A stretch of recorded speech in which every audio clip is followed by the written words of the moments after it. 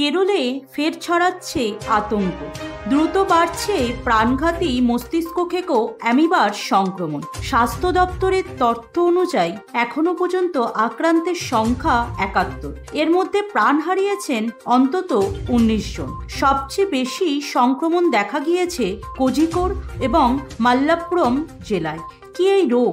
এই রোগের লক্ষণ আপনারা কি জানেন? চলুন তাহলে এ বিষয় নিয়ে আপনাদের সঙ্গে আলোচনা করব। মস্তিষ্কক্ষেকো অ্যামিবার বৈজ্ঞানিক নাম নেগলেরিয়া ফাউলেরি। সংক্রমণকে বলা হয় প্রাইমারি অ্যামিবা মেনিঙ্গো এনসেফালাইটিস। এটি সাধারণত নাক দিয়ে শরীরের প্রবেশ করে মস্তিষ্কে ছড়িয়ে পড়ে। এই রোগের লক্ষণগুলি হলো, প্রথমের দিকে উপসর্গগুলি অনেকটাই সাধারণ ফ্লুর মতো। তীব্র মাথা ব্যথা, জ্বর এবং বমিও হতে পারে বা বমি ভাবও হতে পারে, আর ঘাড় শক্ত হয়ে যাওয়া। কিন্তু কয়েকদিনের মধ্যেই লক্ষণ আরও ভয়ঙ্কর রূপ নেয়।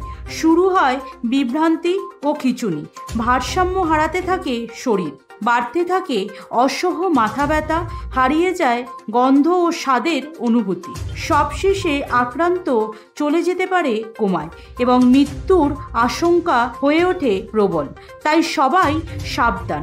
প্রথম দিকে লক্ষণ দেখা দিলে তাড়াতাড়ি চিকিৎসকের কাছে যান এবং তার পরামর্শ নিন। জরুরি স্বাস্থ্য সতর্কতা জারি করেছে কেরল সরকার। হাসপাতাল খোলা হয়েছে বিশেষ ওয়ার্ড। মানুষকে সচেতন করতে চলেছে প্রচার অভিযান।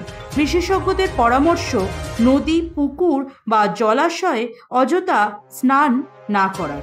এখন একটাই লক্ষ্য, দ্রুত আক্রান্তদের চিহ্নিত করে চিকিৎসা শুরু করা এবং সংক্রমণ দমন করা।